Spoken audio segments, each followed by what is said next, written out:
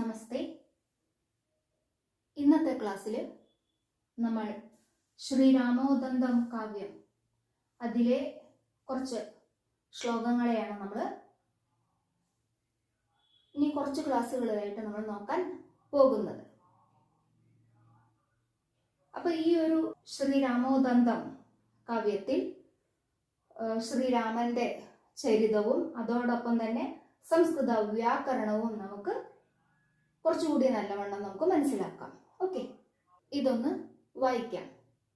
ശ്രീപതി പ്രണിപത്യാഹം ശ്രീവത്സാംഗിത വക്ഷസം ശ്രീരാമോദന്തമാഖ്യാസ്യേ ശ്രീ വാൽമീകി പ്രകീർത്തിതം.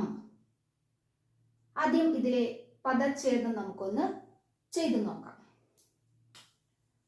ശ്രീപതിം ഒറ്റ പദം തന്നെയാണ്. ശ്രീപതിം. പ്രണിപത്യാഹം, ഇവിടെ രണ്ടെണ്ണം ഉണ്ട്. പ്രണിപത്യ അധികം അഹം എന്നിങ്ങനെ രണ്ട് പദങ്ങൾ ഉണ്ട്. പിന്നെ ശ്രീവത്സാംഗിത വക്ഷസം ഒറ്റ പദമാണ്, സമസ്ത പദമാണ്. ഈ ശ്രീപതിം എന്നതും സമസ്ത പദമാണ്. ഓക്കെ.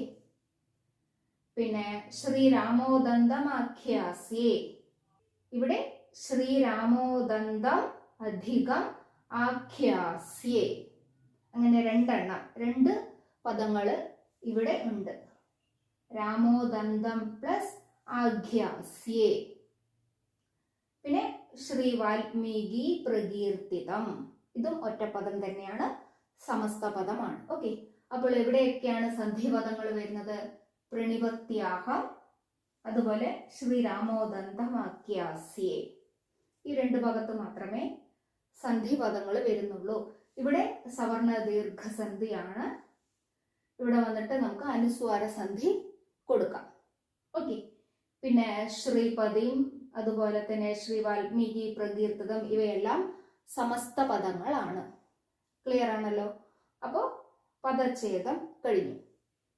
ഇനി നമുക്ക് അന്വയം നോക്കാം. ഈ ഒരു ശ്ലോകത്തിന്റെ അന്വയം ഇവിടെ നോക്കൂ. ആഖ്യാസ്യേ എന്നാണ് ക്രിയാപദം. അപ്പോൾ ഇതൊരു ഉത്തമ പുരുഷന്റെ ക്രിയാപദമാണ്. അതുകൊണ്ട് തന്നെ കർത്താവ് ആരായിരിക്കും? അഹം. അഹം, ഞാൻ.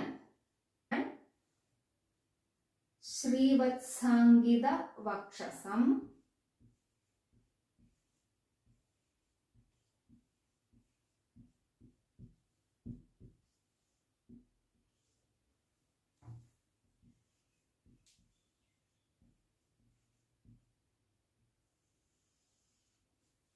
ശ്രീവത്സാംഗിത വക്ഷസം ശ്രീപതിം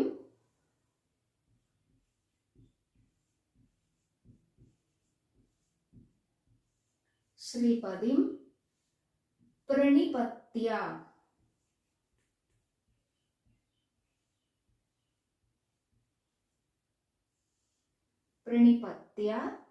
ശ്രീ വാൽമീകി പ്രകീർത്തിതം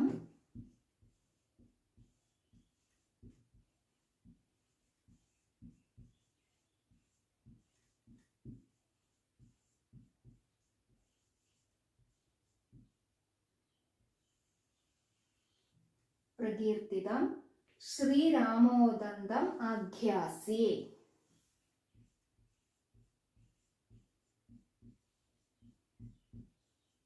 ശ്രീരാമോദന്തം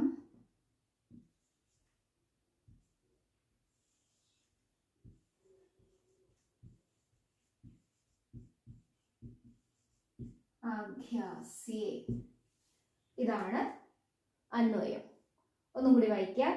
അഹം ശ്രീവത്സാംഗിത വക്ഷസം ശ്രീപതിം പ്രണിപത്യ ശ്രീ വാൽമീകി പ്രകീർത്തിതം ശ്രീരാമോദന്തം ആഖ്യാസ്യേ. എന്താണ് ഇതിന്റെ അർത്ഥം വരുന്നത്? ഞാൻ ശ്രീവത്സം എന്ന മറുക് മാറിടത്തിൽ ചാർത്തിയ ശ്രീപതിം നാരായണനെ, ശ്രീനാരായണനെ പ്രണിപത്യ നമസ്കരിച്ചിട്ട് ശ്രീ വാൽമീകി പ്രകീർത്തിതം, വാൽമീകിയാൽ രചിക്കപ്പെട്ട അല്ലെങ്കിൽ പറയപ്പെട്ട ശ്രീരാമോദന്തം, ശ്രീരാമോദന്തത്തെ പറയുന്നു, ആഖ്യാനം ചെയ്യുന്നു. ഓക്കെ, ഇതാണ് ഈ ശ്ലോകത്തിന്റെ അന്വയം. ഓക്കെ, അപ്പൊ നമ്മൾ ഈ ഒരു ശ്ലോകത്തിന്റെ അന്വയം നമ്മൾ പഠിച്ചു കഴിഞ്ഞു അല്ലെ? അതിന്റെ അർത്ഥമല്ല എല്ലാവർക്കും മനസ്സിലായിട്ടുണ്ടാവും. ഇനി ഈ അന്വയത്തിലെ കർത്തൃപദം, ക്രിയാപദം, കർമ്മപദം, അതിന്റെ വിശേഷണങ്ങൾ എന്നിവയുണ്ടെങ്കിൽ നമുക്ക് അതൊന്നും കൂടി അറിയാം. ഓക്കെ, അപ്പൊ ഇവിടുത്തെ ക്രിയാപദം എന്താണ്? ആഘ്യാസ്യേ അല്ലെ, ക്രിയാപദം. അപ്പൊ ഞാൻ ഇത് ആഘ്യാസ്യേ എന്ന് വിവരിക്കുമ്പോൾ തന്നെ പറഞ്ഞിട്ടുണ്ടായിരുന്നു, അതൊരു ഉത്തമ പുരുഷന്റെ ഏകവചന ക്രിയാപദമാണ്. അതുകൊണ്ട് തന്നെ എന്താണ് കർത്തൃപദം ആരായിരിക്കും? അഹം, ഞാൻ. ആഘ്യാസ്യേ എന്ന ഉത്തമ പുരുഷന്റെ ഏകവചന ക്രിയാപദം, കർത്തൃപദം അഹം. അപ്പോൾ കർമ്മപദം ഏതായിരിക്കും? ആഖ്യാനം ചെയ്യുന്നു അല്ലെ? എന്തിനെ ആഖ്യാനം ചെയ്യുന്നു? ശ്രീരാമോദന്തം ആഖ്യാസ്യേ, ശ്രീരാമോദന്തത്തെ ആഖ്യാനം ചെയ്യുന്നു. എങ്ങനെയുള്ള ശ്രീരാമോദന്തത്തെ? എങ്ങനെയുള്ള ശ്രീരാമോദന്തത്തെ? ശ്രീ വാൽമീകി പ്രകീർത്തിതം, വാൽമീകിയാൽ പറയപ്പെട്ട ശ്രീരാമോദന്തത്തെ ഞാൻ ആഖ്യാനം ചെയ്യുന്നു. അപ്പോൾ ഇവിടെ ശ്രീരാമോദന്തം എന്നതിന്റെ വിശേഷണമാണ് ശ്രീ വാൽമീകി പ്രകീർത്തിതം എന്നത്. ഓക്കെ, ഇനി ഇവിടെ നോക്കൂ, പ്രണിപത്യ എന്നുണ്ട് അല്ലെ, നമസ്കരിച്ചിട്ട്. അപ്പൊ നമുക്ക് സ്വാഭാവികമായിട്ടും എന്താ പറയുക, ഒരു ചോദ്യം വരും, ആരെ നമസ്കരിച്ചിട്ട്? അപ്പൊ അതിനുള്ള ഉത്തരമാണ് ശ്രീപതിം, ശ്രീപതിയെ നമസ്കരിച്ചിട്ട്. അപ്പൊ വീണ്ടും ഒരു ക്വസ്റ്റ്യൻ കൂടി അവിടെ വരുന്നുണ്ട്, എങ്ങനെയുള്ള ശ്രീപതിയെ? അപ്പോഴാണ് ഉത്തരം ഇത്, ശ്രീവത്സാങ്കിത വക്ഷസം. ശ്രീവത്സം എന്ന മറുക് മാറിൽ ചാർത്തിയ ശ്രീപതിയെ, മാറിൽ അലങ്കരിച്ചിട്ടുള്ള, അടയാളപ്പെടുത്തിയിട്ടുള്ള ശ്രീപതിയെ നമസ്കരിച്ചിട്ട്. ഓക്കെ, ശരിക്കും ഇവിടെ ഒരൊറ്റ കർമ്മപദമേ ഉള്ളൂ. കാരണം ക്രിയയോട് ചോദ്യം ചോദിക്കുമ്പോൾ എന്തിനെ ചെയ്യുന്നു എന്നുള്ള ആ ചോദ്യത്തിന് ഉത്തരം കിട്ടുന്ന പദമാണ് കർമ്മപദം. അങ്ങനെ നോക്കുമ്പോൾ ഇവിടെ ശ്രീരാമോദന്തം എന്നതാണ് കർമ്മപദം. ഇവിടെ എന്താ പറയുക, ദ്വിതീയ വിഭക്തിയുടെ രൂപം അം എന്നത് വരുന്നത്, അതുകൊണ്ടുകൂടി ദ്വിതീയയാണ് എന്ന് നമുക്ക് ഈ ഒരു ശ്ലോകത്തിൽ പറയാൻ പറ്റില്ല. ഇവിടെ ശ്രീരാമോദന്തം എന്നത് ദ്വിതീയ വിഭക്തിയാണ്, കർമ്മപദമാണ്. എങ്കിൽ ഇവിടെയും വന്നിട്ടുണ്ടല്ലോ അല്ലെ, അം അം എന്ന്.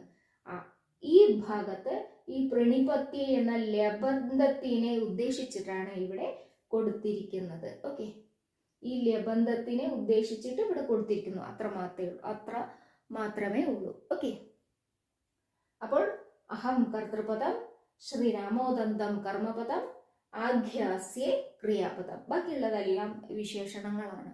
ഓക്കെ, ഇനി ഈ ശ്ലോകത്തിലെ ഓരോ പദങ്ങളുടെയും വ്യാകരണാംശം നമുക്കൊന്ന് നോക്കാം. ആദ്യമായിട്ട് ശ്രീപതിം, ഇതൊരു സമസ്ത പദമാണ്. എന്താണ്? ശ്രീയാഹ പതിഹി ശ്രീപതിഹി തം ശ്രീപതിം. മഹാലക്ഷ്മിയുടെ പതി ആരാണ്?